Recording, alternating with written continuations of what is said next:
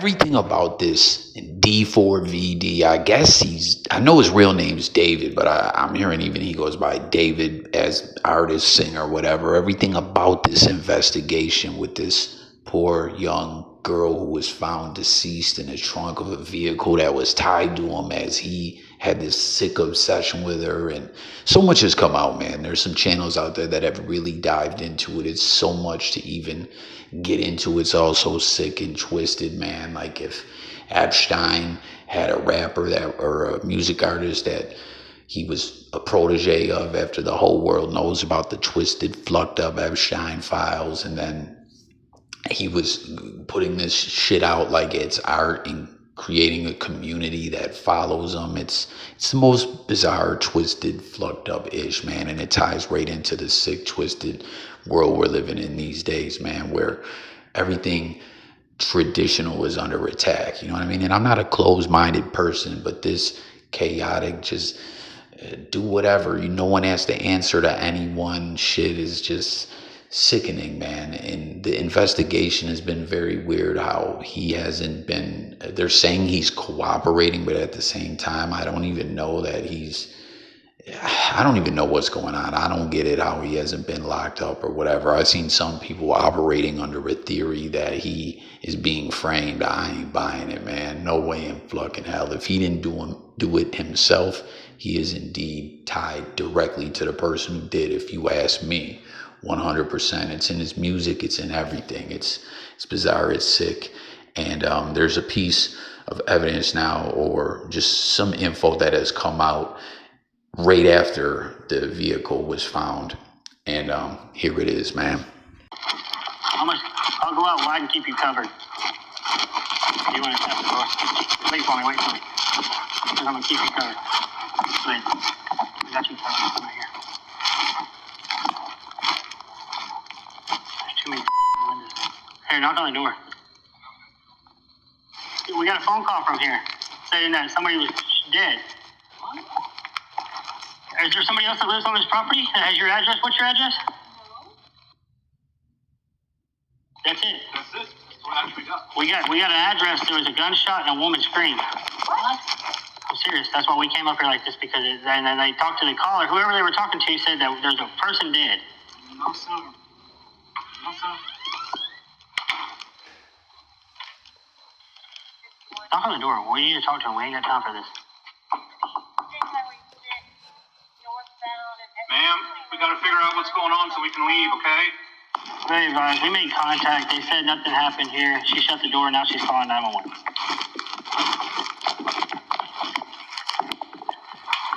we haven't received a call. I believe she's going to be in the process. Go ahead, give him a call if you want to verify it.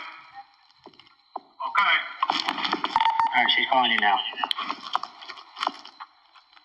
There's more that went on. Can you repeat, sir? Broken traffic. Oh, that's not normal activity. If you were at the wrong address, they would be concerned about somebody else. Like really? Like, you know what I mean? Like, they'd be trying to help. Can we send Tinder for you, too, sir? Sorry to bother you, but somebody called and said there was something in there. There was a person where they called on themselves. You know what I mean? It was like, hey, there's somebody dead. Someone's dead. That's what we have. I mean, we're going to take caution, you know what I mean? I'm trying to scare you like this. This house is way off the roadway. So you just opened the gate and came in? Yes, ma'am. I'll put it back. I have a gate just like it. I think it's funny, that's my country. Yeah, when it's something like this, when they say somebody's dead, their life matters more than, you know what I mean? I didn't damage your gate. I just opened it. It ain't on their phone. And this is not a Texas. Yeah, that's an out-of-state number. Someone's messing with us. But wherever it would be pinged here, though, because wherever they call from, it pings and sends it to dispatch. What? So, like, whenever you call 911, wherever you are, it sends like a ping. That's how they know the address. And this address came up to this number? Yes, ma'am, that's where he was meeting with. Engine 42. So is there somebody on my property? Could be. We'll check the property for you. Yes, please. So we'll ride around. If you can give me a layout, how's the property? Like, does it go further back? Like, No, it doesn't go any further back. It's right here, and then it goes all the way. Fence with the gate, Trailer, it is loaded down with frozen chicken, sir. Well, him and I will ride around and check, and then we'll leave. Yeah, okay, so that was a false alarm. See, I don't like this kind of thing, so if I really do have an emergency, then, Yeah. okay. Thank you, ma'am. Sorry. If you do have an emergency, you know we're gonna be here. Okay. We're gonna get here. Yeah. So y'all was see what it is if you haven't already seen, man. This was after she was found. I think this is back on the 18th of September. Like I said, it's all been so bizarre that there's a clear documented history of him dating or, I guess in the eyes of the law in some ways, abducting, even if not by force, or most definitely grooming this underage girl who was constantly leaving from home and reported missing, and the authorities really did nothing to keep her away from this sick creep who, like I said, man, you really tap into what he's got going on. He's been exposed so many times where people who were in his Discord would, like, they got him like the same way they got EDP, posing as underage decoys and everything. And he would immediately engage with the different decoys and whatnot. Like, dude's a sick creep. That clip that you've seen rolling B-roll or whatever in the beginning during commentary prior to the body cam footage was him with the girl that, video, that live they did or whatever, where he was talking about, she flat out came out and spoke about people raping children, and he was like, delete it all, get it out of here, what the fuck, I media trained you, you know what I'm saying? Like, there's a clear cut connection to the girl. She was always reported missing, and she ends up in a trunk wrapped in plastic, dismembered, cut up, all kinds of sick, twisted ish. And it was found in a tow yard, you know, and the body was badly, not just dismembered and all that, but had sat there for quite some time. And we're all watching as he has not been taken into custody. It's just crazy. You know, they're very quiet about this investigation. And personally, my theory is that he's obtained counsel. As for anyone who isn't up on this dude, or for those that really are, please join the discussion and enlighten me more on things. As always, if you're new out there, we talk it up on all different news topics over here, and just like to chop it up and have convo in regards to the different news topics. But this is a dude who blew up over social media, TikTok, etc. As I stated, there's a lot of like documentary channels that have really dived into the whole situation. And here he was now, right at the time that this girl was found, he's embarking on this tour, which has now been canceled. And he's seemingly back at home with mom and dad, who were in this body cam footage where seemingly they were swatted. But it was so bizarre that the number that called wasn't a Texas number local to where they were. And what's up with a lot of these sick pedos and weirdos and wicketry coming out of this great state of Texas? Well, like, what's good with that? But then they were talking about the number pinged from that location. So it's weird. It's like, they're like, oh, someone's messing with us. It seems that someone from there may be using some kind of spoof number app or something called, stating someone was SHOOTING or something like that, or they just wanted help. They didn't want to come right out and say it. Maybe another family member. I don't know, but it's just all so bizarre.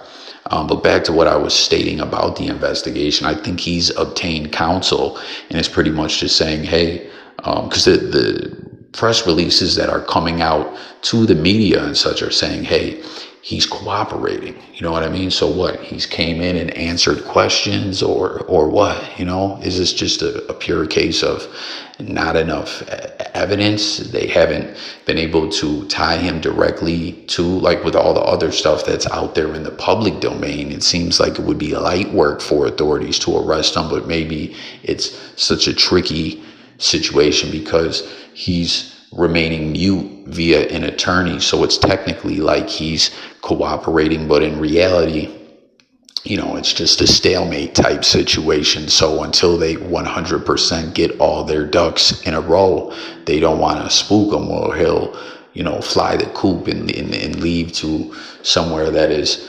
non-extraditable or what. I don't know, but it's just so weird to see the timeline of events. Different things keep coming out, and we've seen people who were directly tied to him speak to the media. Like he said, he had this whole online community of people that followed him, and it's wild because there's a lot of people that are tapped into his pro-Epstein-like ways. Then there was a lot of people who were hate watching him and trying to expose him or whatever, but at the end of the day, nothing saved this young girl. She's deceased in the most brutalest of ways, and this dude is free, as the rest of us are sitting back like, what's good, what's going on?